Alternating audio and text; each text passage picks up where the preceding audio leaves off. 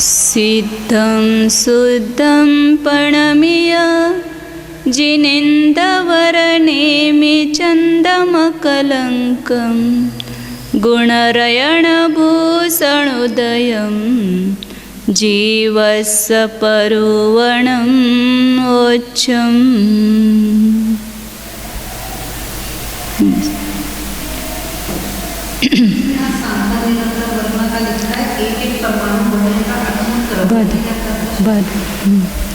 लेशा मार्गना का प्रकरण चल रहा है। लेशाओं का वर्णन 16 अधिकारों के द्वारा किया है। तो उसमें अपना स्पर्श अधिकार अभी चालू करना है। क्षेत्र अधिकार तक यहाँ पूरा हुआ।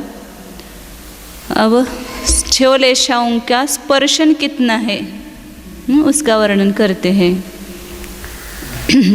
गाथा नंबर 545 है। उसमें आदि गाथा तो पूर्वार्ध जो है वो क्षेत्र में गया और आदि गाथा जो है स्पर्शन में है। पेज नंबर यहाँ 760 है पुस्तक में। पहले 3 अशुभ लेशाओं का स्पर्शन बताते हैं। आदि लाइन बोलेंगे। भासं सौवं लोयं तिट्ठाणे असुहलेसाणम। 3 अशुभ लेशा जो है उनका स्पर्श 3 स्थान में, 3 स्थान मतलब स्वस्थान, समुद्घात और उपपाद। संक्षेप में 3 होते हैं।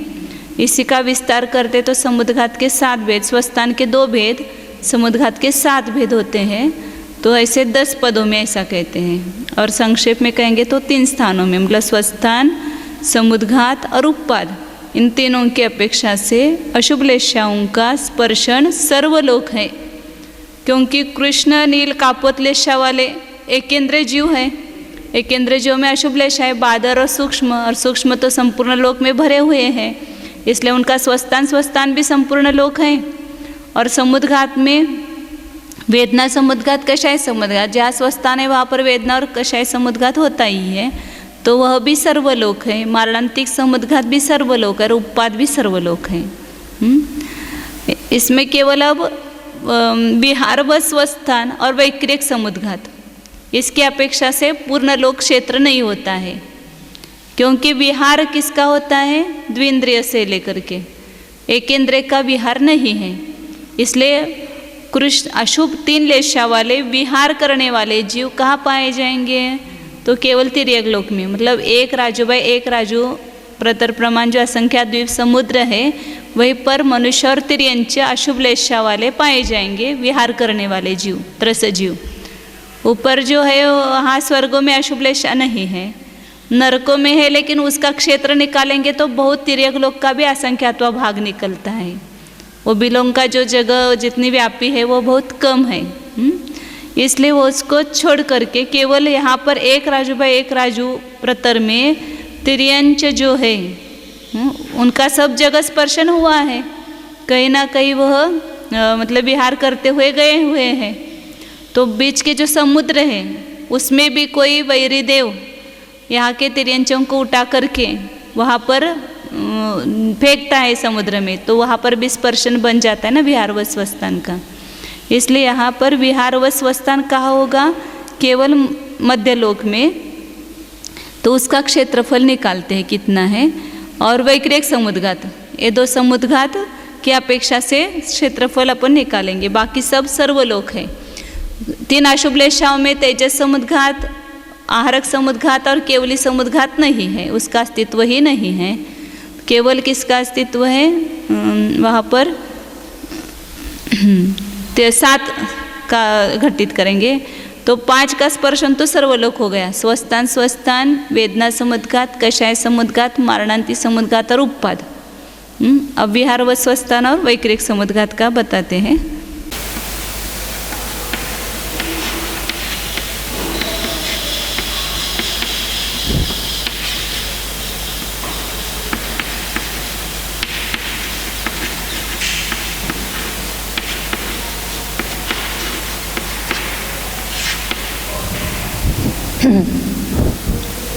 अशुभ लेशा का विहार व स्वस्थान क्षेत्र स्पर्शन कितना है?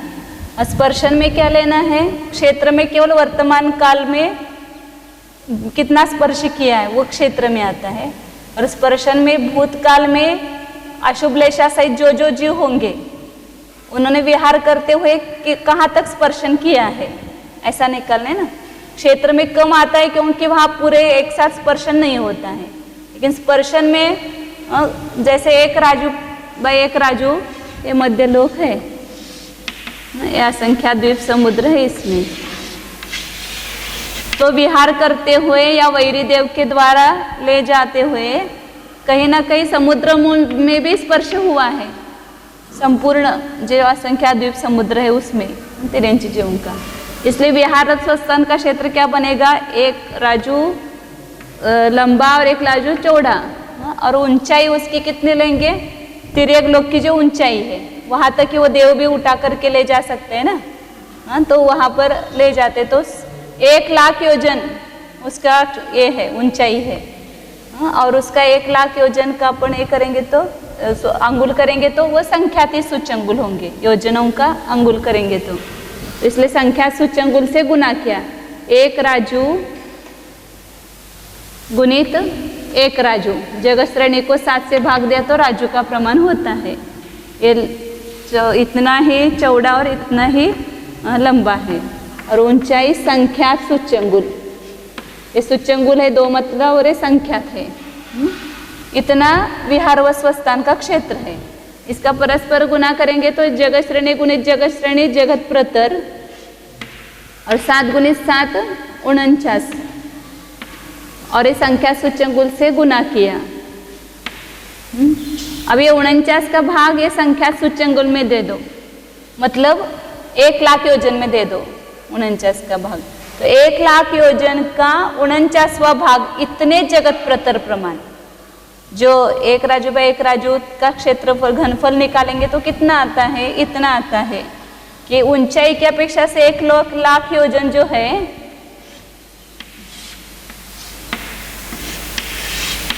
ये समझो 1,00,000 योजन है, तो इसके क्या करो 49 भाग करो, ऐसे 49 टुकड़े किए पूरे पूरे राजू प्रतर के, और एक के एक ऐसे जोड़ दो उसको, एक के आगे एक, तो जगत प्रतर बन जाता है ना। 49 टुकड़ों को अपन जोड़ेंगे तो 7/7 वो जगत प्रतर बन जाता है, और उसकी ऊंचाई 1,00,000 योजन के बजाय कितनी हो गई, 49वां भाग, मतलब ऊंचाई कम हो गई। ऊंचाई की तरफ से अपन ने खंड किए ना ऐसे 49, तो और उस सबको उन टुकड़ों को सबको आड़ा और ऐसा लाइन से जोड़ा, 7 ऐसे और 7 ऐसे, तो 1,00,000 योजन का 49वां भाग, वही 1,00,000 योजन के अंगुल किए हुए हैं संख्या सूच्यंगुल। वो कितने निकलते हुए योजनों को, एक योजन में 7,68,000 सूच्यंगुल होते हैं, तो उसको 7,68,000 से गुना करेंगे तो अंगुलों का प्रमाण आता है। इसलिए सामान्य रूप से क्या कहेंगे, संख्यात सूच्यंगुल प्रमाण जगत प्रतर, क्योंकि 49 का भाग भी ये संख्या सूच्यंगुलों में देंगे तो संख्या सूच्यंगुल ही वहां पर रहेंगे। यहाँ कहे तो ये क्या होता है, संख्या सूच्यंगुल गुणित राजू प्रतर, ये राजू प्रतर का माप है। जगत प्रतर को 49 से भाग दिया तो राजू प्रतर होता है, और या 49 का भाग ये संख्या सूच्यंगुल में दे दो तो ये संख्या सूच्यंगुल ऊंचाई में कम हो गए, तो इतने जगत प्रतर प्रमाण कहो, ये मध्यलोक का क्षेत्र घनफल है, उतना ही अशुभ लेशा वालों ने विहार करते हुए अतीत काल में स्पर्श किया हुआ है पूरे तिर्यक लोक को। इसलिए तिर्यक लोक मतलब वो और 7 राजू होता है, लेकिन वहां पर एक त्रसजीव नहीं है ना, केवल बीच में एक राजू में ही त्रसजीव रहते हैं, इसलिए वो पूरा तिर्यक लोक नहीं लेना। नहीं तो 2 प्रकार होता है, तिर्यक लोक का अर्थ 7 राजू उत्तर दक्षिण ऐसे पूरा लेते हैं, और एक राजू लंबा ऐसा लेते हैं, वो तिर्यक लोक नहीं। बीच का केवल त्रसनाड़ी में एक राजू बाई एक राजू है, वो तिर्यक लोक यहाँ लेना। मतलब 2 तरह से कथन आता है, वो समझना। कभी तिर्यक लोक कहेंगे तो बीच का केवल एक राजू बाई एक राजू त्रसजीवों का निवास स्थान है, मतलब वहां पर रहते त्रसजीव, और इधर 3 राजू और इधर 3 राजू उसको भी तिर्यक लोक बोलते हैं। ऐसे पूरा मतलब ऐसे उत्तर दक्षिण 7 राजू है ना, अपने निकाला था परसों, उसमें वो 7 राजू पूरा मध्य लोक में, और एक राजू लंबा, ऐसा चौड़ा बोलो, ऐसे 7 राजू और 1 राजू चौड़ा और 1 लाख योजन ऊंचा, उसको भी तिर्यक लोग बोलते हैं। लेकिन हाँ, गहराई वाला ही लिया ना 7 राजू, इधर और इधर, और वो लंबाई केवल पूर्व पश्चिम 1 राजू है ना, वो 1 राजू ही लंबाई हो गई उसकी, चौड़ाई बोलो। ठीक है, तो यहाँ पर ये तिर्यक लोक का जो क्षेत्रफल है वही यहाँ पर इनका भयारोह स्वस्थान का क्षेत्र है। अब आगे वैक्रिक समुद्घात का क्षेत्र निकालना है, स्पर्शन निकालना है। लाशुभ रेखा सहित विक्रिया करते हुए जीवों ने कितना स्पर्शन किया हुआ है, कितने क्षेत्र को। तो यहाँ अशुभ लेशा है, इसका अर्थ एक तो नारकी करते हैं, लेकिन उनका वैक्रिक समुद्घात का क्षेत्र बहुत कम, मतलब योजनों में ही आता है, पूरा तिर्यक लोग 1 राजू बाय 1 राजू भी नहीं आता है, इसलिए उसको गौण करते हैं। और जो ये है कौन एकेंद्रीय जीव, उसमें तेजस का एक और वायु का एक जीव भी विक्रिया करते हैं, उनका भी वैक्रिक समुद्घात होता है। वो रुद्धि नहीं है, मतलब ऐसे स्वभाव था, वो विक्रिया करना उनका स्वभाव है, तो वैक्रिक समुद्घात उनका भी होता है, विक्रिया के निमित्त से वो आत्म प्रदेश बाहर फैलते हैं।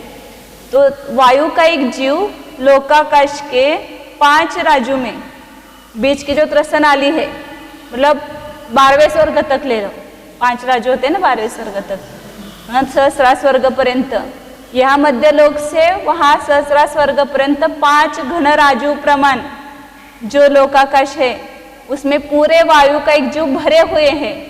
ऐसी कोई एक जगह नहीं है कि जहाँ वायु का एक जीव नहीं है। तो उस वायु का एक जीव ने एक साथ क्षेत्र भी उसका 5 घन राजू आता है, वायु का एक जीव का स्वस्थान की अपेक्षा से देखेंगे तो। जब वायु का एक क्षेत्र बताया जाता है ना, बादर वायु का एक जीवों का, तो वो पूरा क्षेत्र, मतलब वर्तमान काल में वो 5 घन राजू उनका क्षेत्र है। यहाँ पर अपने को वैक्रिक समुद्घात निकालना है। तो विक्रिया करने वाले जो एक साथ कम पाए जाते हैं, सभी जीव एक साथ विक्रिया नहीं करते, असंख्यात्वे भाग प्रमाण जीव विक्रिया करते एक साथ, लेकिन भूतकाल में कहीं ना कहीं वहां पर 5 घन राजू में वो रहते हैं, तो सब जगह उन्होंने विक्रिया करते हुए स्पर्शन किया ही है ना भूतकाल में, कभी किसी ने कहीं पर, कभी किसी ने कहीं पर, इस प्रकार पूरे घन राजू जो 5 घन राजू है त्रसनाली, ये मध्य लोक से लेकर के ये 5 घन राजू प्रमाण जो लोकाकाश है, पूरी वायु भरी हुई है। तो स्पर्शन के वैक्रिक समुद्घात की अपेक्षा से सब जगह भूतकाल में स्पर्श हुआ है ना, इसको ऐसे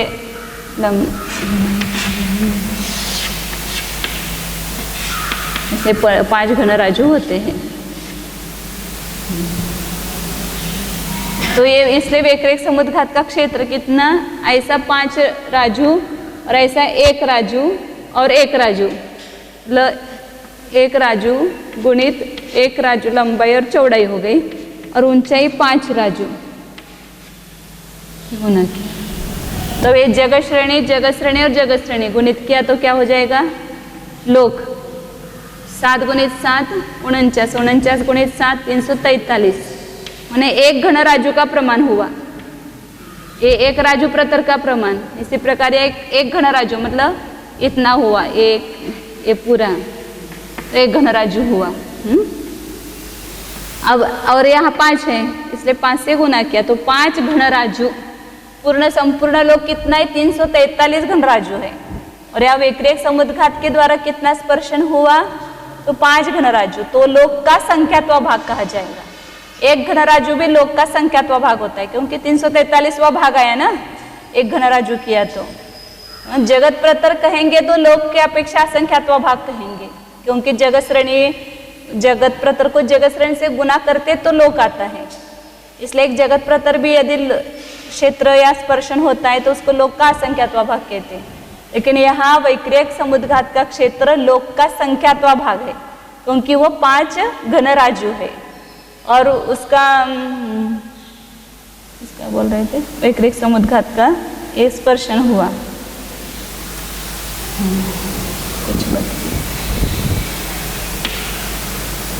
ये प्रमाण जो आता है वो वातकायिक जीवों की अपेक्षा से आता है।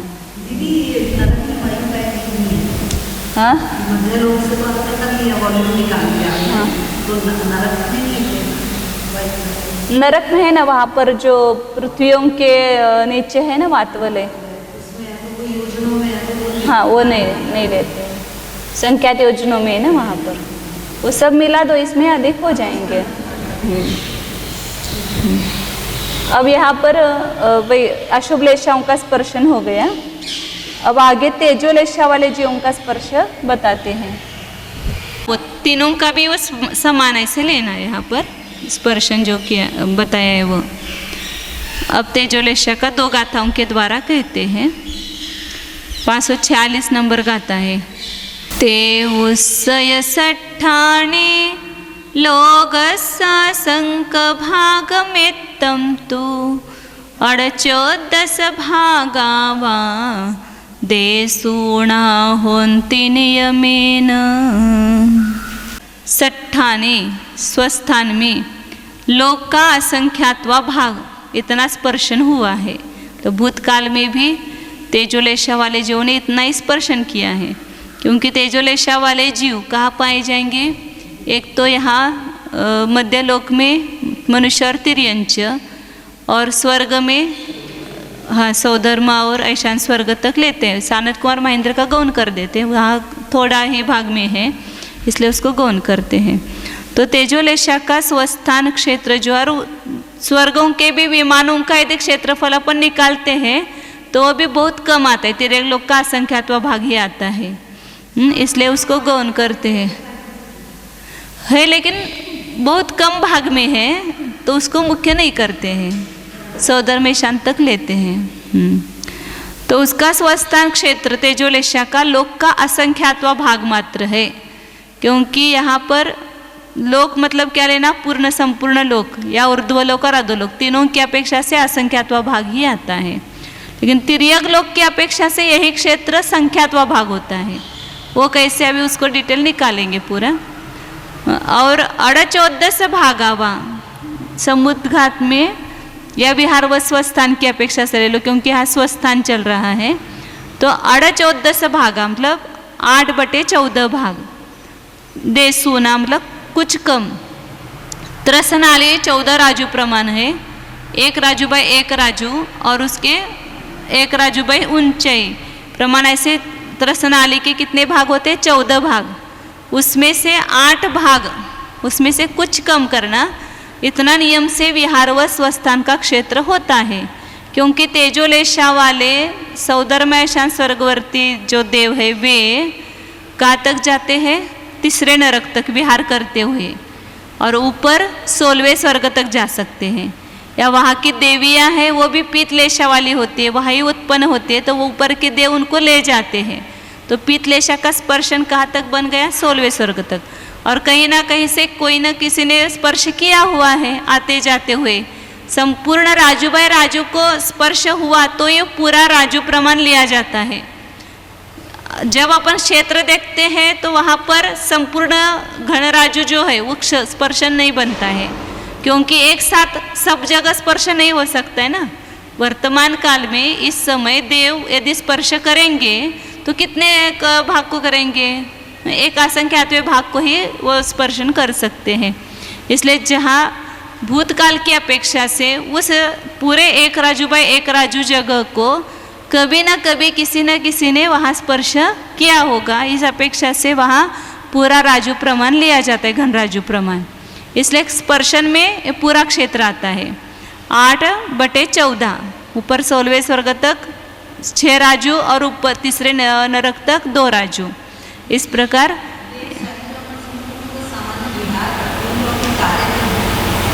कार्य कुछ नहीं वहाँ। वो एक तो 2.5 द्वीप में सब पंचकल्याणिक में आते हैं, या विहार करते हुए इधर उधर कुलाचल पर्वत आदि को में क्रीड़ा वगैरह करते द्वीप समुद्रों में वगैरह। तो वहाँ पर स्वयंभू समुद्र में भी क्रीड़ा ही करेंगे क्या, और क्या करेंगे? विलास, विलास करते हैं।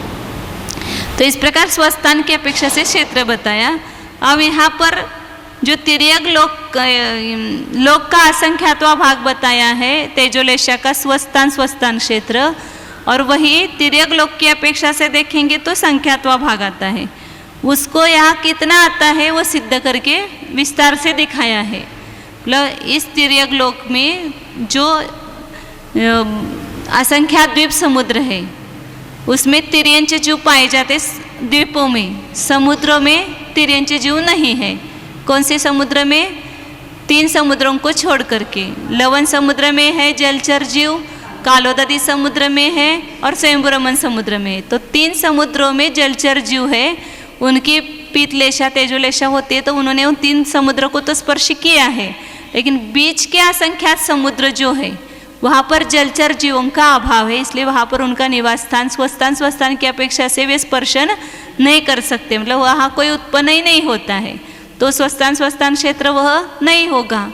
इसलिए पूरे 1 राजू बाय 1 राजू की जो जगह है, क्षेत्रफल 1 राजू प्रतर है, उसमें से जो समुद्रों का क्षेत्र आएगा, बीच के समुद्रों का 3 समुद्रों को छोड़कर वो माइनस करेंगे तो जितना तिर्यक लोक का क्षेत्र बचेगा उतना स्पर्शन तेजोलेश वालों ने किया है। मतलब बीच के असंख्यात द्वीप है, वहाँ पर भी जगन्य भोग भूमि है, तो वहाँ तिर्यंचे जीव और उनके नियम से शुभलेशा ही होती है।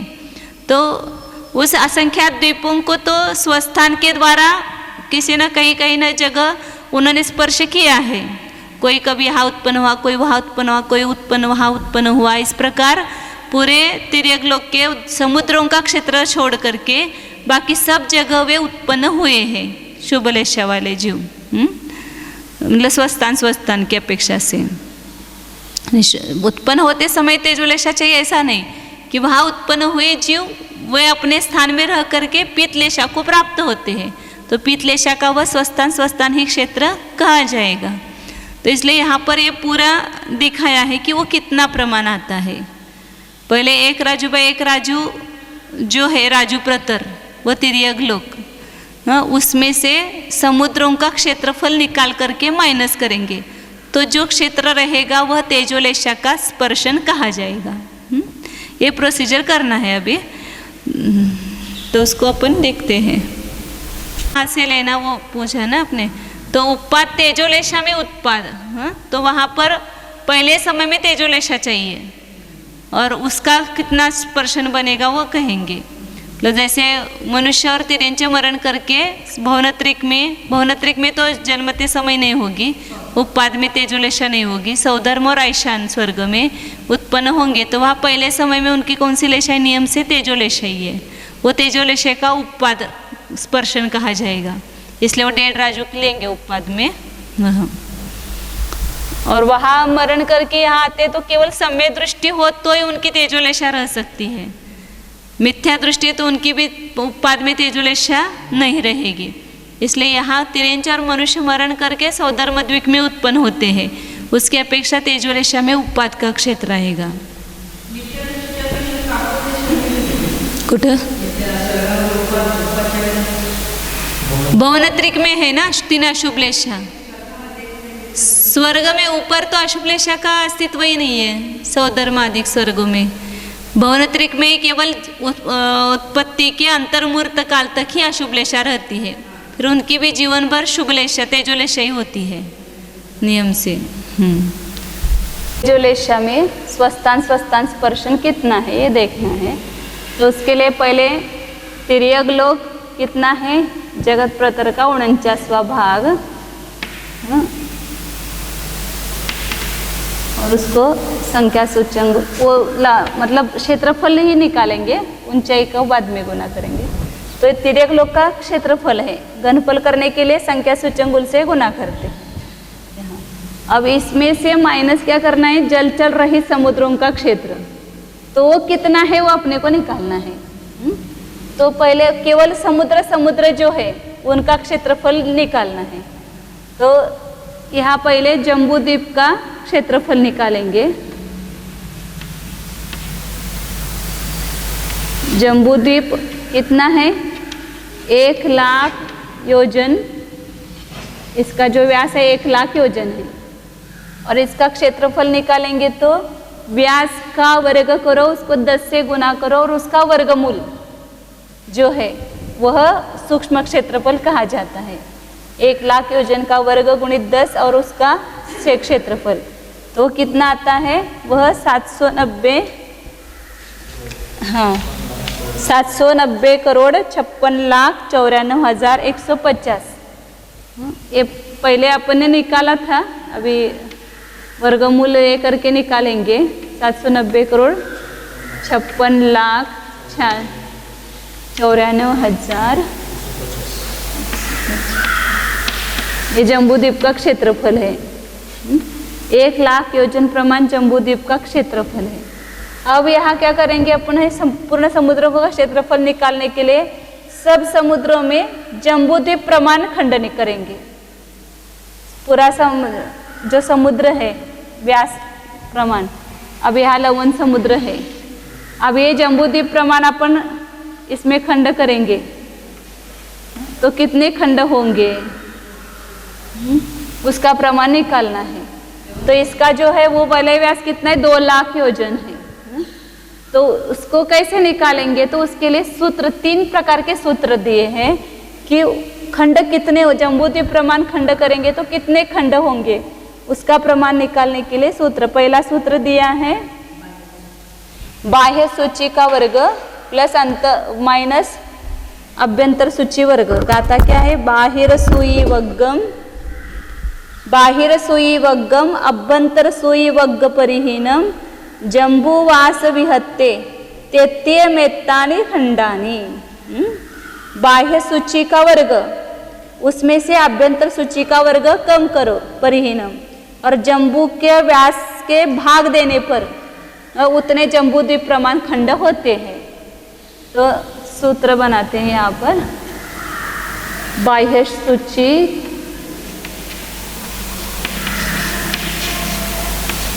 का वर्ग माइनस अभ्यंतर सूची का वर्ग, अंतर सूची को या अभ्यंतर सूची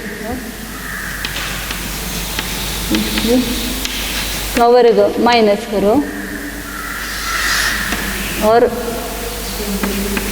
जम्बू व्यास का वर्ग से भाग दो। ऐसा करने से जम्बूद्वीप प्रमाण खंड समुद्रों में निकलेंगे। तो यहाँ पर अपना पहला समुद्र कौन सा है, लवण समुद्र। अब इसकी पहले बाह्य सूची निकालनी पड़ेगी। तो बाह्य सूची किसको कहते हैं, बाहर के तट से लेकर के बाहर के तट तक, इस सामने वाले बाहर के जो ये है तट, वहाँ तक जो व्यास होगा यहाँ से लेकर यहाँ तक पूरा, उसको कहेंगे बाह्य सूची। तो यहाँ पर ये जम्बूद्वीप की 1,00,000 और इधर 2,00,000 और इधर 2,00,000, 5,00,000 हुई। ये तो अपना सरल है तो अपन ने गिन लिया, लेकिन बाह्य सूची निकालने का भी सूत्र है कि जितना उसका ये वलय व्यास है, इस व्यास को 4 से गुना करो और उसमें से 3 माइनस करो। तो 2,00,000 मतलब बाह्य सूची निकालने का सूत्र व्यास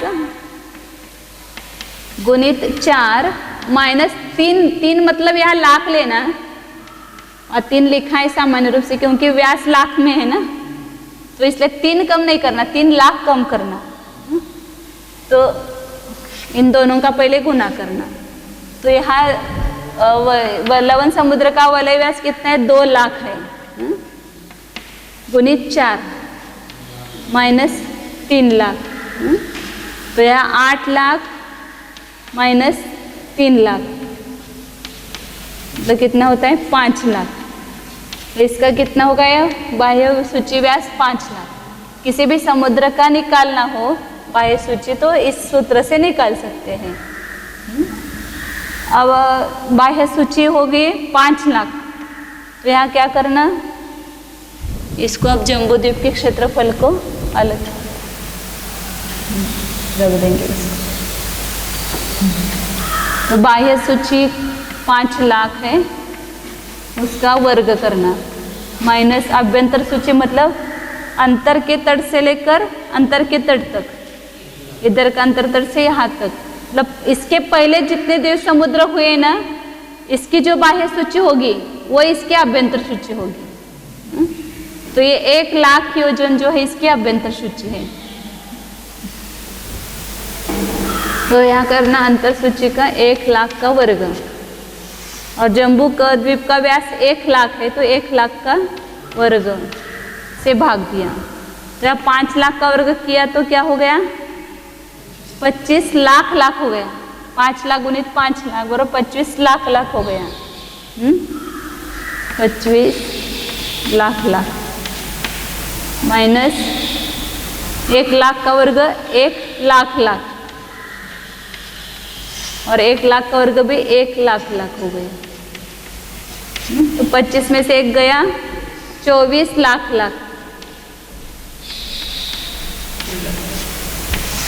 और 1,00,000 से भाग दिया।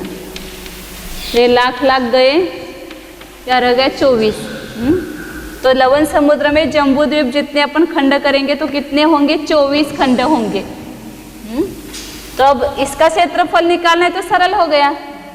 24 को जम्बू द्वीप के क्षेत्रफल से गुना करो तो लवण समुद्र का क्षेत्रफल निकलता है। इसलिए वो जम्बू द्वीप प्रमाण खंड कर रहे क्षेत्रफल निकालने के लिए। तो पूरे समुद्र के कितने खंड होते हैं उसका जोड़ करेंगे और फिर वो जम्बू द्वीप के क्षेत्रफल से गुना करेंगे तो संपूर्ण समुद्रों का क्षेत्रफल आता है। असंख्यात का भी अपन गणित कर सकते हैं, उसका जोड़ कर सकते हैं सूत्र के माध्यम से।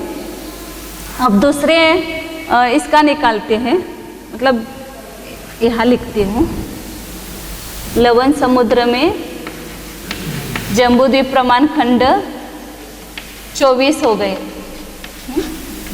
अब कालोददी समुद्र में धात के खंड में लिया है क्या वहाँ पर? उसका अभी प्रयोजन नहीं है ऐसा, लेकिन निकालना हो तो निकाल सकते हैं। धात के खंड में जम्बू द्वीप प्रमाण खंड करेंगे तो कितने होंगे? इस सूत्र से करो। तो यहाँ धात के खंड का जो वलय व्यास है, इसके बाद धात के खंड आता है ना, तो 1,00,000, 2,00,000 और 4,00,000। इसका वलय व्यास क्या है? 4,00,000। तो 4,00,000 का क्या करना? अभी बाह्य सूची का निकाल दिया मैंने। 4,00,000 गुणित 4 माइनस 3,00,000। तो 4 गुणित 4 16 हो गया। 16,00,000 माइनस 3,00,000 तो कितना हो गया? 13,00,000 हो गया। तो बाह्य सूची हो गई यहाँ से यहाँ तक 13। ये 4 और 2 6, 6 और 1 7, वापिस ये 6, तो 13 हो गया। तो 13,00,000 का वर्ग। और अभ्यंतर सूची यहाँ से लेकर यहाँ तक, मतलब जो लवण समुद्र की बाह्य सूची हुई वही धात के खंड की क्या होगी? अंतर सूची होगी। इसकी 5 थी ना, तो यहाँ पर अभ्यंतर सूची 5,00,000 का वर्ग, मतलब धात के खंड में कितने खंड होंगे वो निकाल रहे अपन।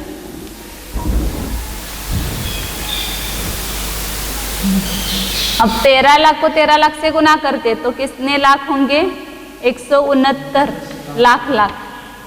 और 5,00,000 का वर्ग करेंगे तो 25 लाख। और 1,00,000 का वर्ग करें 1,00,000। तो 169 में से 25 कम हुए तो कितने रहे? 144 लाख भागिले 1,00,000। ये लाख और लाख गए तो कितने रहे? 144।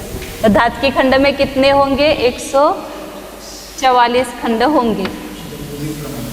जम्बू द्वीप प्रमाण खंड करेंगे धात के खंड में तो 144 होंगे। अपने को क्या लगता है इससे दुगुना हो गया तो दुगुने हो जाएंगे। वो सूची और वो वलय व्यास है और वो बड़े उसके ये बढ़ता है ना घेर जो है वो। अब आगे का समुद्र कौन सा है? कालोददी। इसमें कितने खंड होंगे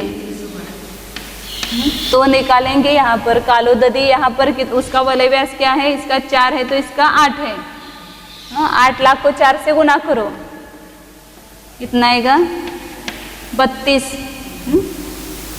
ये 3,00,000 बराबर है। 32 में से 3 कम करो तो कितना हो गया? 29। ये 32,00,000 और 29,00,000। कालोददी की बाह्य सूची कितने है? 29,00,000।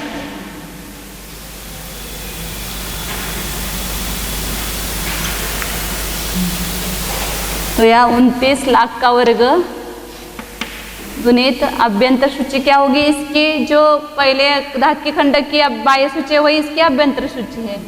तो 13 लाख का वर्ग 29 गुणित 29 और उसमें से 169 कम करेंगे। 29 गुणित 29 कितना होता है,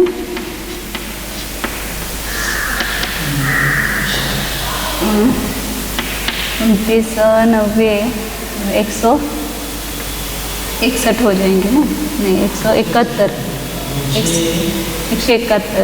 271 है ना, 271 हो जाएंगे ना, 71 नहीं 61 ही होंगे, 61 होंगे। 26 और 29 दोनों 58 और 26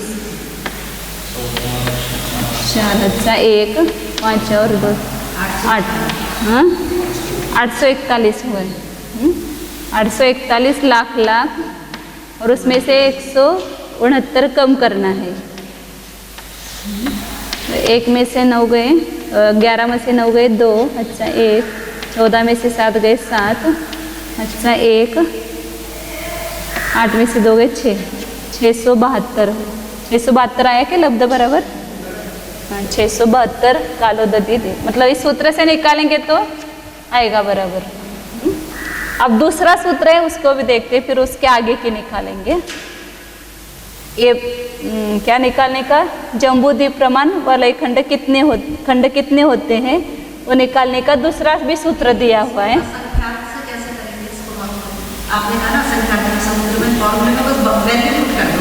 अब वो असंख्यात वेग के वो व्यास मालूम चाहिए अपने को, व्यास उस समुद्र का जो व्यास होगा उसका वर्ग करना है। तो उसका जो व्यास है, हाँ, तो उसको 4 से गुना करो, उसमें से 3 लाख माइनस करो तो बाह्य सूची आएगी उसकी, मतलब असंख्यात संख्या रख करके कर सकते हैं उसको। उसके असंख्यात योजन ही होगी ना, मतलब जो व्यास होगा वह, तो असंख्यात योजन को 4 से गुना करेंगे जो होगा उसमें से 3 लाख कम करेंगे जो। अब दूसरा सूत्र है, 3 सूत्र दिए हुए हैं, किसी भी सूत्र से आप कर सकते, करण सूत्र है। दूसरा सूत्र दिया है, ऋण सला 12 सलाग गुणिदे हो वलय खंडानी बाहिर सुई सलागा कदी तदंता खिलाखंड। 2 बात बताई इसमें, एक कम शलाका को 12 शलाका से गुणित करने पर वलय खंड होते हैं। बहुत सरल सूत्र है, क्या करना, शलाका में 1 कम करना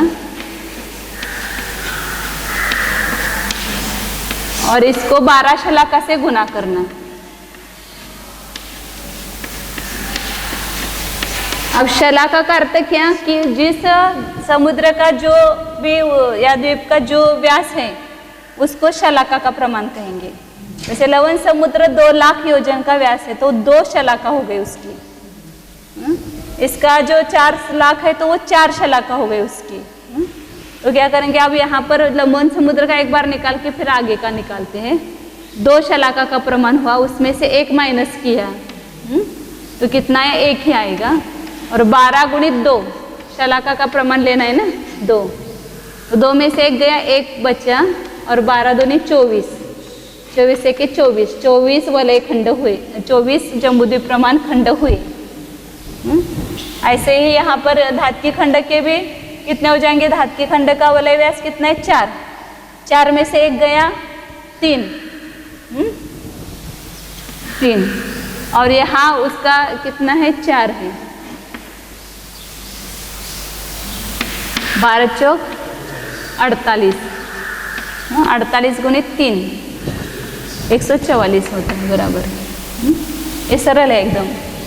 अब आगे का अपन निकालते हैं उसका, पुष्कर समुद्र, पुष्करवर द्वीप में कितने होते, 672 निकाले थे ना यहाँ पर कालोदधी में। आगे का द्वीप कौन सा है, पुष्कर द्वीप, इसी सूत्र से निकालो। तो उसका वलय व्यास कितना है, इसका 8 लाख हो गए ना, उसका 16 लाख, 16 लाख। फिर इससे सूत्र से निकालो 16 में से 1 कम हुआ, 12 गुणित 16, तो 15 गुणित 12 गुणित 16, 16 का 12 से गुना करते तो 192 आते हैं। 16 का गुना किया तो 16 160 नहीं, 16 दूनी 32 मैंने 192 आते हैं। अब 15 से गुना करो, 15 दूनी 30, अच्छा 3 15 9 35 80 और 3 38 113, अच्छा 15 के 15 और 13, 15 और 13 28, 2880 बराबर है। पुष्कर द्वीप में कितने? 2880 द्वीप लेना है। 2880 खंड होंगे जम्बूद्वीप प्रमाण। इसी प्रकार पुष्कर समुद्र का निकालना है, तो ये सूत्र सरल है, इसी से निकालो। तो पुष्कर समुद्र का व्यास कितना है? 32 माइनस 1, 32 12 गुने 32, 32 में से 1 कम हुआ 31 गुणित 12 दूनी 24, अच्छा 2 12 36 और 2 38, 384 हुए और 31 का भाग देते हैं तो 31 में 4 124, 12 31 गुणित 8, 8 के 8, 8 के 24, 248 हुए। तो इसमें 12 जोड़ना है तो 260 हुए। यहाँ 0 26, 31 93 और 26, 9 और 9,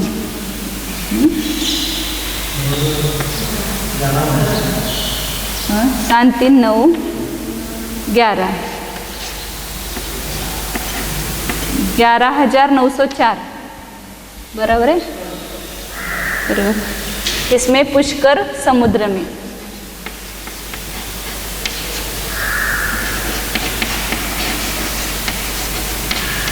$11,904। उसमें अब वारुणी द्वीप उससे 2 गुना है तो क्या हो जाएगा 64। अभी यहाँ पर अपने को सबका प्रयोजन नहीं है, ऐसे समुद्रों का प्रयोजन है तो कितने होते हैं वो दिया हुआ है, ऐसा ही सूत्र से निकालेंगे तो आएगा। वारुणी द्वीप में 48,000 द्वीप, कितना है 48,000, कितना बताया उधर? वारुणी द्वीप काढायचे ना अगोदर, 48,384। उसी सूत्र से निकाल तो बराबर आएगा ये। वारुणी समुद्र, समुद्र में कितने होंगे?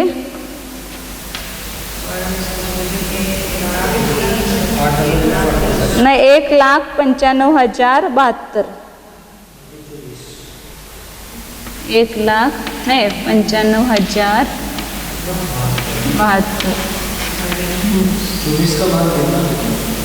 नहीं अभी तो ये जम्बूद्वीप प्रमाण निकाल रहे हैं, जम्बूद्वीप प्रमाण बढ़ता है। फिर क्षीरवर द्वीप में 7,83,660 होते हैं। क्षीरवर समुद्र में 31,39,000। क्षीर समुद्र 5वां समुद्र है ना, में कितने बताएं? 31,39,584 होते हैं। और ये क्षीर द्वीप में 1 लाख है ना, नहीं 7,83,300।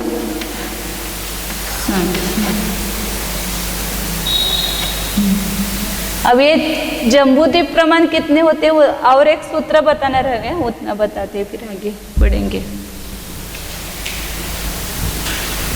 ये वलय खंड निकालने का ही तीसरा सूत्र बताया है। और एक इसमें रह गया, यहाँ पर लवण समुद्र में कितने होते हैं वो निकाला, इसमें कितने होते हैं, धातकीय खंड में कितने होते हैं वो निकाला। और दूसरा जो लाइन है सूत्र क्या भी बताया था ना, बाह्य सुई शलाका कदी, मतलब बाह्य सूची को शलाका करना और उसका वर्ग करना, वहां तक के खंडों का प्रमाण निकलता है, मतलब सबका जोड़ आता है। जैसे यहाँ धातकीय खंड तक कुल कितने खंड हुए, एक जम्बूद्वीप, फिर यहाँ 24, फिर यहाँ 144, ये सब मिला करके कुल खंड कितने हुए। तो क्या करना, धातकीय खंड की बाह्य सूची है वो कितनी बताई थी अभी, 13, 13 का वर्ग करो, बस 169 आए। तो इतने खंड यहाँ तक हो जाएंगे। बाह्य सूची का वर्ग करो तो वहां तक के खंड सब मिला करके आ जाते हैं। जैसे आगे का अब समझो क्या, कौन सा खंड है, पुष्कर कालोदरी समुद्र है।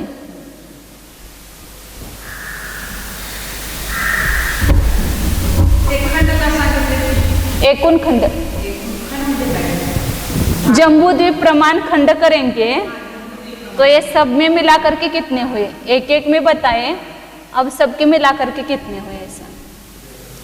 अब यहाँ कालोदरी तक के पूरे खंड कितने होते हैं, तो कालोदरी की बाह्य सूची, कालोदरी का व्यास कितने, 8 लाख, 8 का चौगुना किया 32, 32 में से 3 कम किया 29, 29 ये उसकी बाह्य सूची हो गई 29 लाख, उसका वर्ग करो तो वहां तक के खंडों का जोड़ आएगा पूरा। 29 का भी किया था ना, 841 आया था ना। तो यह सबको जोड़ो, 672, 144, 24 और 1 जम्बूद्वीप का, 4 और 4 8 और 10 2 10 और 1 जम्बूद्वीप का है, लिखती हूँ। तो कितने हो, 11, फिर 1 और 2 3, 4 7, 7 और 7 14, 1 6 और 1 7 और 1 8। बाह्य सूची का वर्ग करो, वहां तक के सभी खंडों का प्रमाण आता है, वहां तक के द्वीप का और खंड समुद्र का मिला करके। अब तीसरा सूत्र एक बताना है,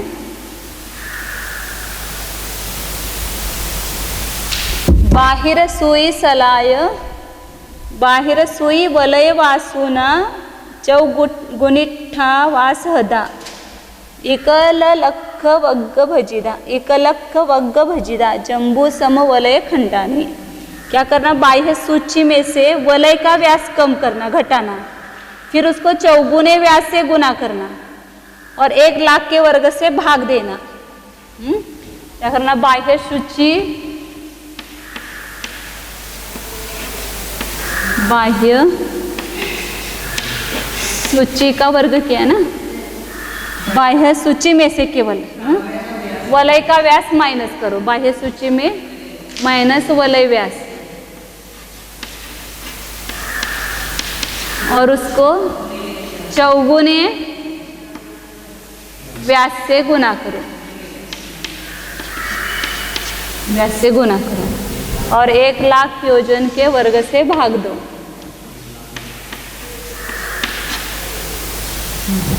अब बाह्य सूची लवण समुद्र की कितनी है, 5, वलय व्यास कितना है, 2, माइनस किया, गुणित 4 गुणित 2, तो 5 में से 2 घटाए कितने हुए, 3, 4 गुणित 2 8, 8 दिया 24, 24 लाख, लाख ये सब लाख में है ना, और उसमें 1 लाख के वर्ग से भाग दिया, क्योंकि यहाँ व्यास भी यहाँ 2 लाख आएगा और ये 3 लाख आएंगे। बाह्य सूची में से वलय व्यास कम करेंगे तो ये कितना हो गया, 8 लाख हो गया, नहीं लाख लाख हो गया ना, ये लाख और ये लाख गुना किया तो 24 लाख लाख, और उसको 1 लाख लाख से भाग देंगे, यहाँ 24 खंड हुए। किसी भी सूत्र से निकालो तो लब्ध बराबर आता है। ऐसे ही दूसरा निकालना तो निकालो, चलता धात की खंडक है, ऐसे निकालेंगे तो आता है क्या, देखो बराबर। यहाँ पर धात की खंडक की बाह्य सूची कितनी है, 13 लाख। इसमें से वलय व्यास कितना है, 4 लाख। 4 लाख माइनस करेंगे 13 लाख में से, और 4 गुणित यहाँ वलय व्यास 4 लाख,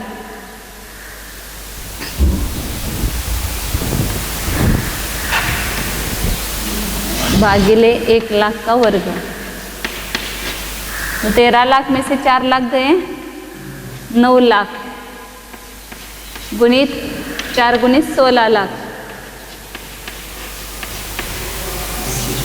16 9 44, 144 लाख।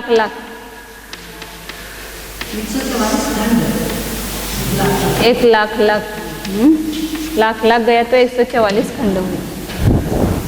तो उदाहरण देखने से अपने को प्रतीति आती है बराबर सूत्र की। तो इस प्रकार क्या निकाले अपन ने, सब द्वीप और समुद्रों में जम्बू द्वीप प्रमाण खंड करेंगे तो कितने खंड होते हैं, ये निकाला है।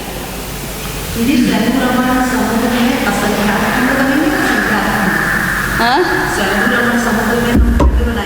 जम्बू द्वीप प्रमाण असंख्यात बने।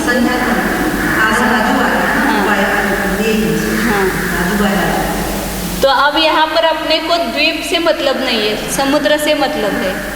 अब यहाँ पर अपन क्या करेंगे कि लवण समुद्र प्रमाण 1 खंड करेंगे। तो ऐसे आगे के समुद्रों में कितने होंगे, लवण समुद्र प्रमाण करेंगे तो नहीं, लवण समुद्र का जितना 1 खंड है, ऐसा खंड आगे कालोदधी समुद्र में करेंगे तो कितने होंगे। तो उसके लिए क्या करना, सभी जो जम्बूद्वीप प्रमाण खंड हो इसको 24 से भाग देना, क्योंकि 24 जम्बूद्वीप के खंड बराबर 1 लवण समुद्र। अभी अपन ने क्या निकाला कि जम्बूद्वीप प्रमाण कितने खंड होते हैं, हर द्वीप और समुद्र में निकाला। अभी समुद्रों में केवल लवण समुद्र प्रमाण खंड करेंगे तो कितने होते वो निकालना है।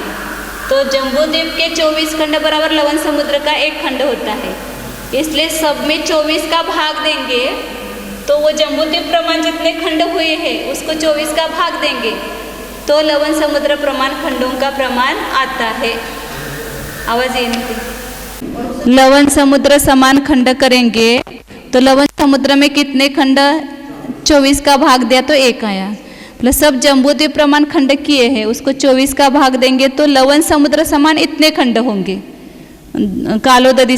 केवल अब समुद्र में देखना है, क्योंकि उसी से अपने को मतलब है, यहाँ पर द्वीप से कोई मतलब नहीं है, क्योंकि समुद्रों का केवल अपने को क्षेत्रफल निकालना है। इसलिए लवण समुद्र प्रमाण खंड सब समुद्रों में करेंगे।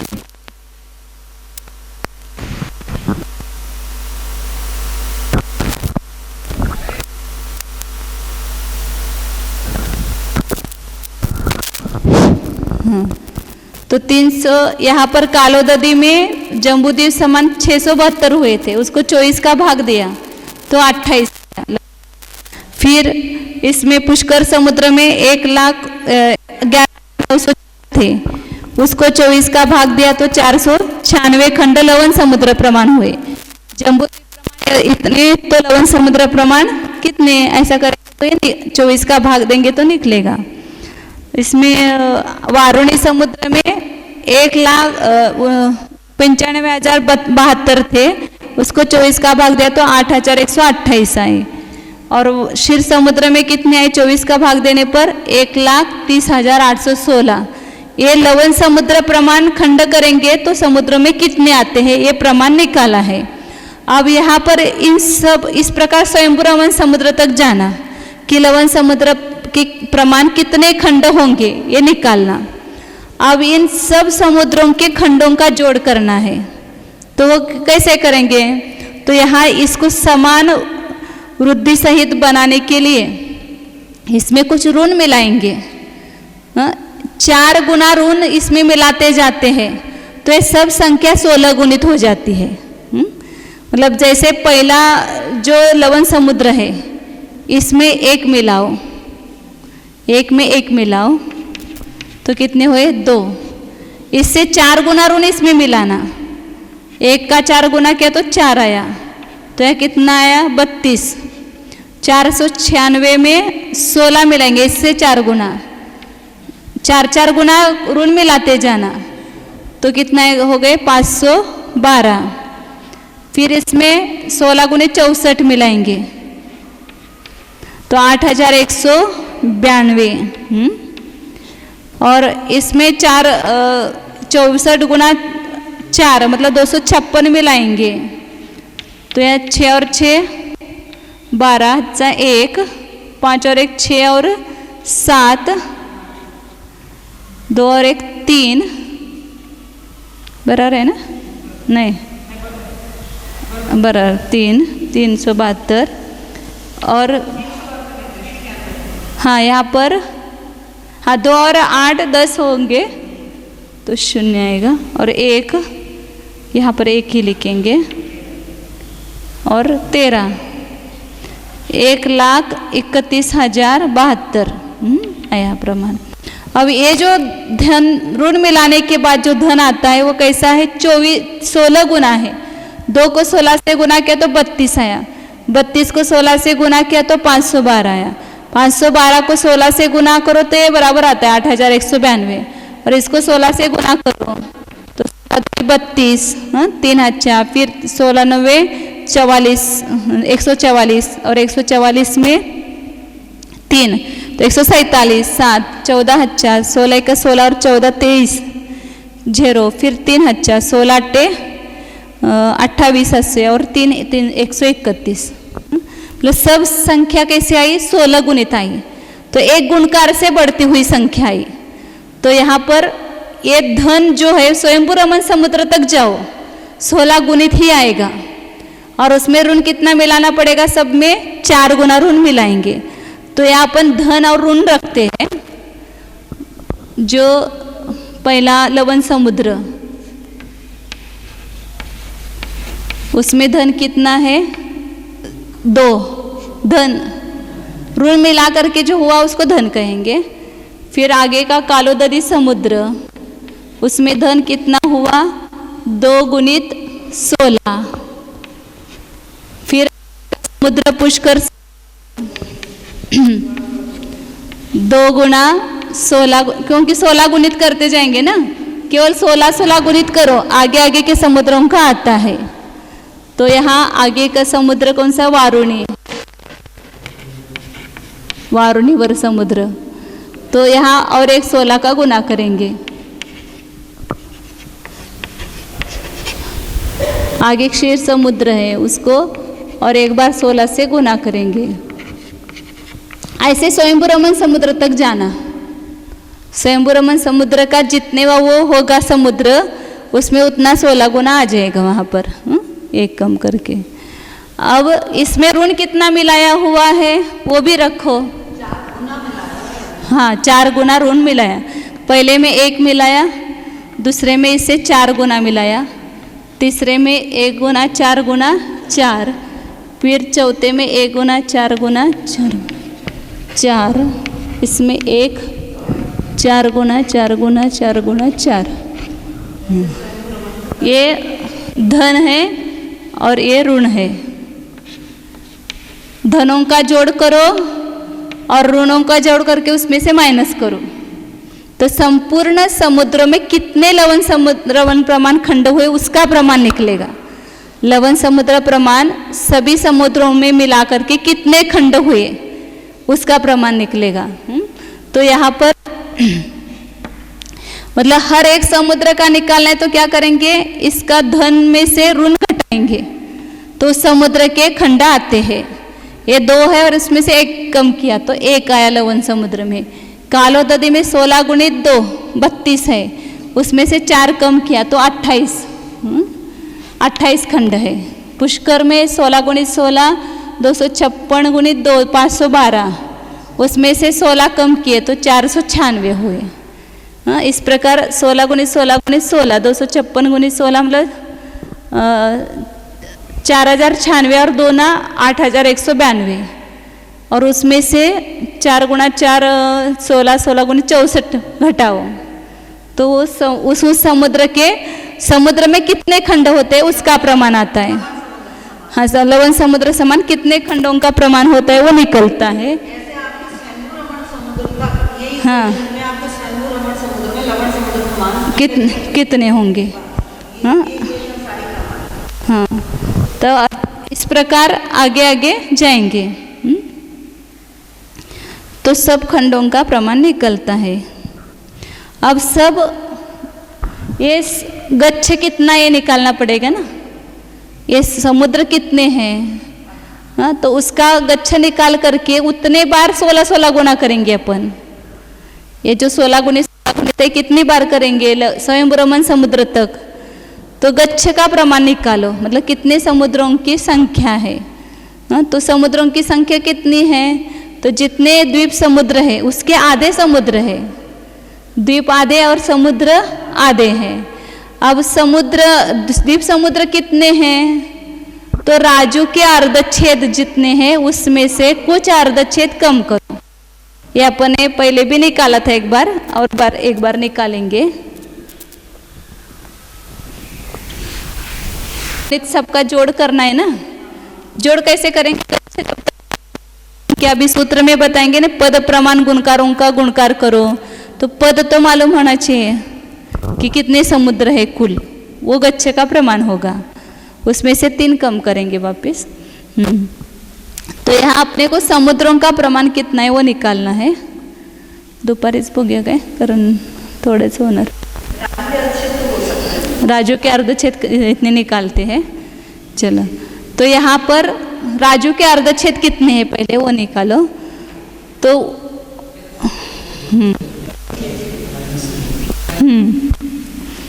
मतलब राजू के अर्धच्छेद है, जगत के अर्धच्छेद के उसमें से 3 कम करो।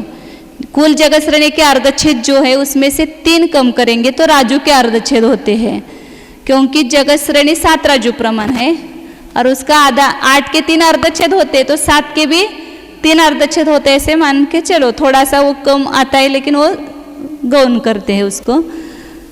तो राजू के अर्धच्छेद कितने, जगत श्रेणी के अर्धच्छेद में से 3 कम करो।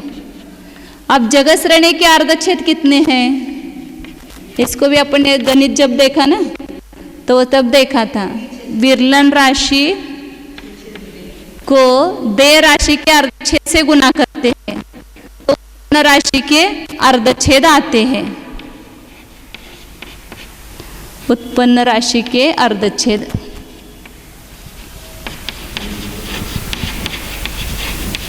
अब यह उत्पन्न राशि जगत श्रेणी लेना है। उसकी विरलन राशि क्या है जगत श्रेणी की, पल्ले के अर्धच्छेद का असंख्यात्वा भाग।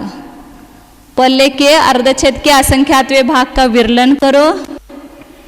ये इतनी बार विरलन करना, पल्ले के अर्धच्छेदों का असंख्यात्वा भाग जितने उतना विरलन करना, और प्रत्येक पर घनांगुल देव।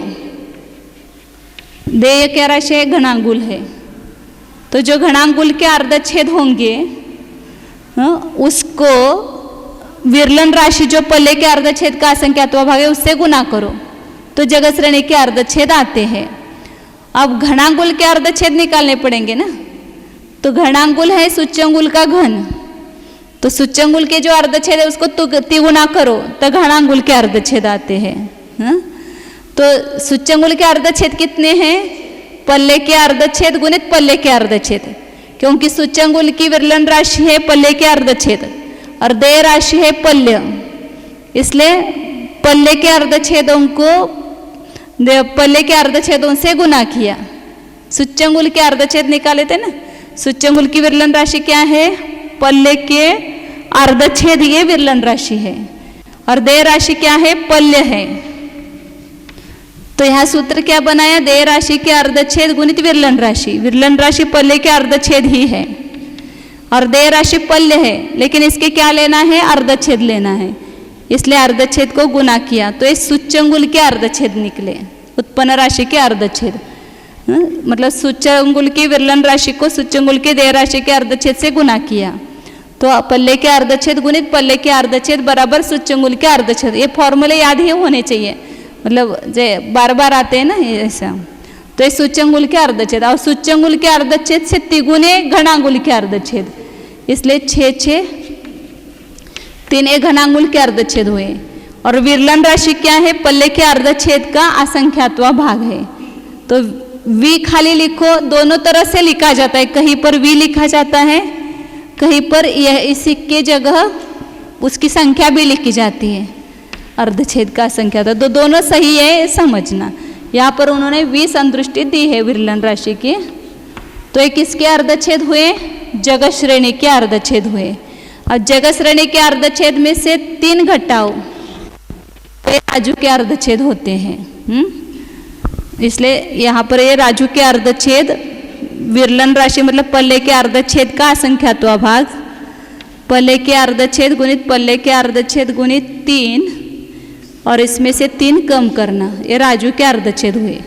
अब द्वीप समुद्रों की संख्या कितनी है? तो जितने राजू के अर्धच्छेद है उसमें से 1 लाख योजन के अर्धच्छेद, 1 योजन के मतलब अंगुल के कहो, उसके 7,68,000 अंगुल होते 1 योजन के, उसके अर्धच्छेद 1 अंगुल के अर्धच्छेद माइनस करो, उतने द्वीप समुद्रों की संख्या है। मतलब क्या इसका अर्थ? और मेरू के मस्तक के ऊपर का 1 अर्धच्छेद, इतने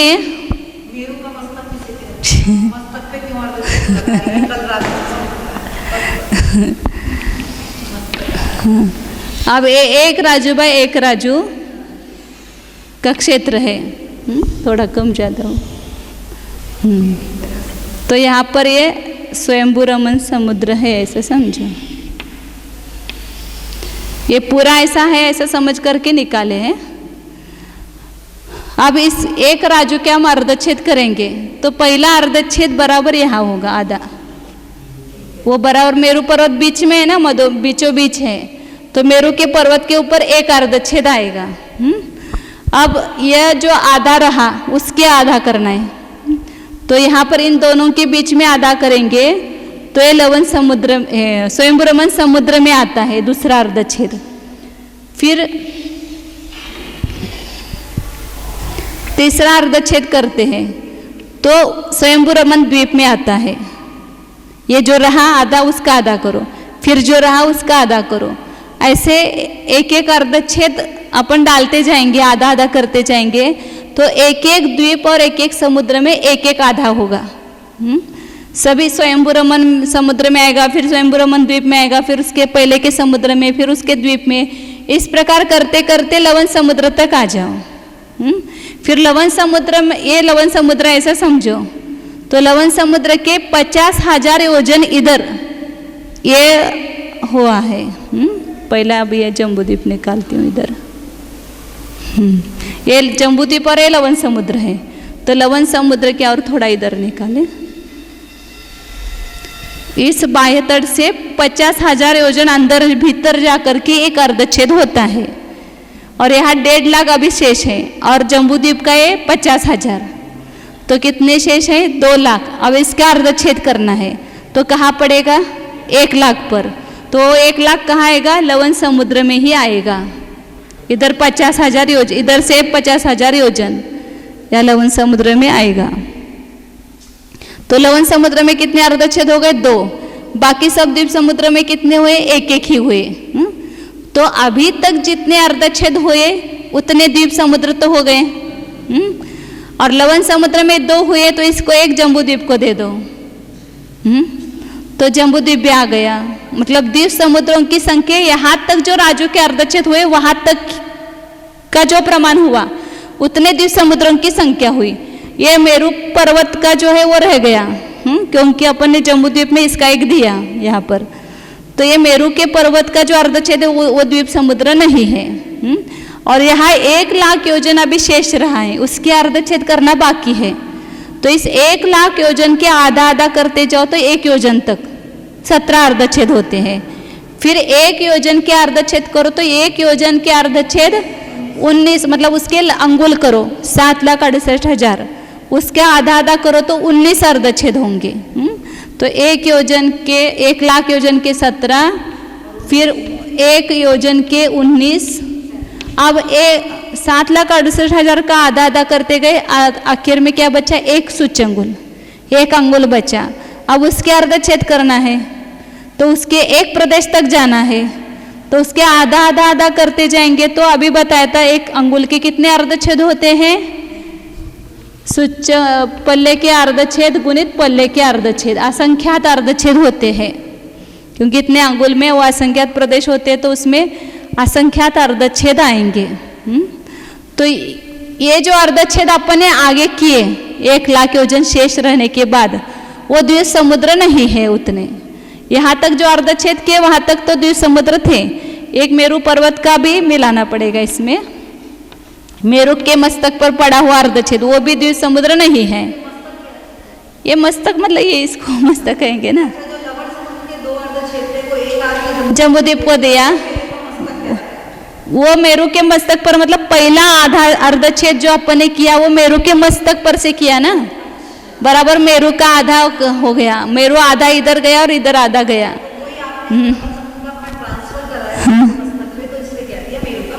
नहीं, वो मेरू के मस्तक पर ही पड़ा था ना अर्धछेद, वो द्वीप समुद्र में गिनती में नहीं लिया, और लवण समुद्र में जो 2 थे उसमें से एक जम्बूद्वीप को गिना। हाँ, इसलिए ये जो पहला अर्धछेद हुआ था वो ज्यादा हो गया ना द्वीप समुद्रों की संख्या से, इसलिए वो भी माइनस करेंगे राजू के अर्धछेद में से।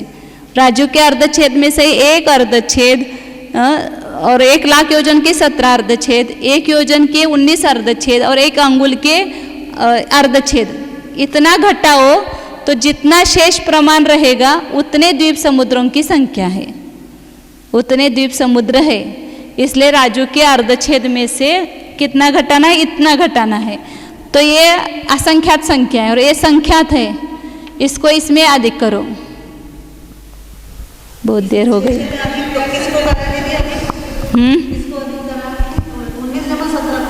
हाँ, 19 17 कितने हो गए, 36 और 1 37 हो गए ना, उसको अधिक कर दिया और उसको इसमें से घटाना है 6 6।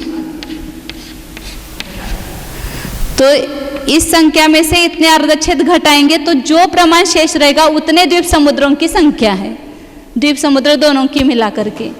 तो इसको घटाने के लिए क्या किया, यहाँ पर ये पहले भी आया था अपना, ये गुणकार है और ये गुण्य राशि है। तो यहाँ ये राशि जो है इसका पूरा 3 होता समझो, तो ये समान संख्या निकाल करके अपन इसमें से 1 माइनस करते, लेकिन ये समान नहीं है, ये तिगुनी है। इसलिए अब यहाँ पर त्रैराशि करेंगे। यदि देर हो रही है बहुत, 6 6 3 घटाना हो तो 1 संख्या घटती है। अब यह घटाना कितना है, 6 6 घटाना है, कुछ अधिक है इसमें, इतना घटाना है। तो गुण्य राशि में से कितना घटेगा, तो यहाँ पर इसका भाग देंगे, प्रमाण राशि का इच्छा राशि में भाग देंगे, तो ये गया और ये गया, 3 रहा, 1/3, 1 गुणित है ना 3। तो हाँ, तो इसमें से कितना कम करेंगे, 1/3, और इसमें कुछ अधिक है इसलिए कुछ अधिक किया। विरलन राशि में से 1 कुछ अधिक 1/3 माइनस करते हैं तो ये अर्धछेद माइनस हो गए। तो इतने द्वीप समुद्रों की संख्या है। मतलब 15 घटाना हो तो 1 कम होता है, 5 घटाना हो तो 1/3 कम होगा गुण्य राशि में से। तो इस प्रकार लिखा। एक इसकी संख्या हुई द्वीप और समुद्रों की, और केवल समुद्रों को निकालना है इसलिए 2 का भाग दिया। आधे समुद्र और आधे द्वीप है इसलिए 2 का भाग दिया, तो इस समुद्रों का प्रमाण आया और इतने समुद्रों का जोड़ अपने को करना है, इसलिए ये गच्छ का मतलब पद का प्रमाण हुआ। इसके आगे दोपहर में देखेंगे।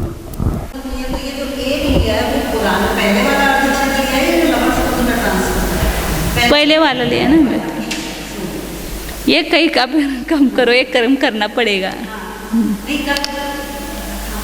दीदी हमारी जो जीवकांड में दे रखा है ना, काफी सॉल्व हो जाता है। कुछ उदाहरण इसमें कैलकुलेशन के ऐसे हम बोलते हैं। कौन से? कौन से? इसमें दे रखा है कैलकुलेशन। अभी अपने किया है ना इसमें वो पुस्तक में है ऐसा बोल रहे हैं। इनकी बात काट करके निकाल लिया, लेकिन प्रमाण था।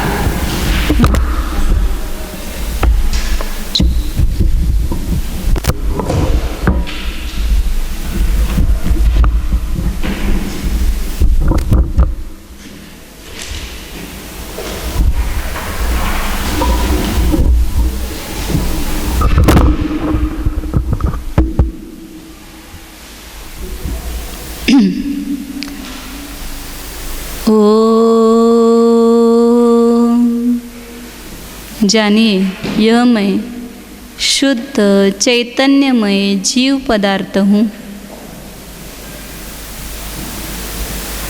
यह मैं अनंत गुणों से परिपूर्ण हूँ। मैं अपने ही द्रव्य क्षेत्र काल भाव में रहने वाला पदार्थ हूँ। मैं अपने ही क्षेत्र को स्पर्श करने वाला हूँ। देखिए अपना स्पर्शन क्षेत्र कितना है। मैंने भूतकाल में भी अपने असंख्यात प्रदेशों को ही स्पर्श किया है। अभी भी असंख्यात प्रदेशों को ही स्पर्श कर रहा हूँ। आगे भी असंख्यात प्रदेशों को ही स्पर्श करूँगा। मैं इन असंख्यात प्रदेशों से बाहर नहीं हूँ। मैं आकाश के क्षेत्र को स्पर्श करने वाला नहीं हूँ।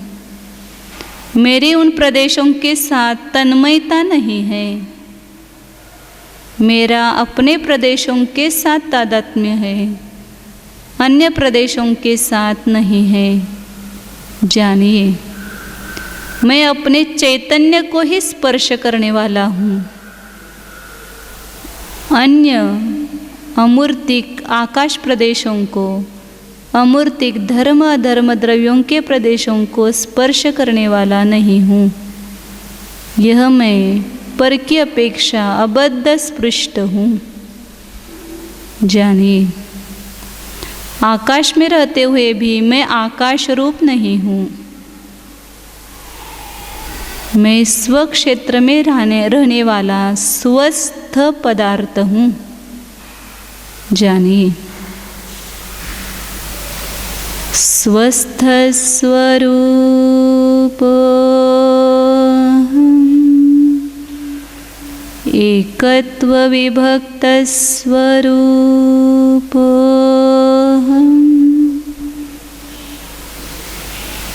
शुद्धोऽहम् एकोऽहम्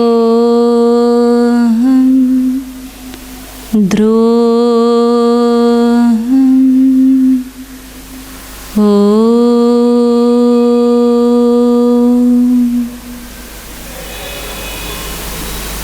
विसर्जन। नमो अरिहन्ताणं नमो सिद्धाणं नमो आयर्याणं नमो वज्रायाणं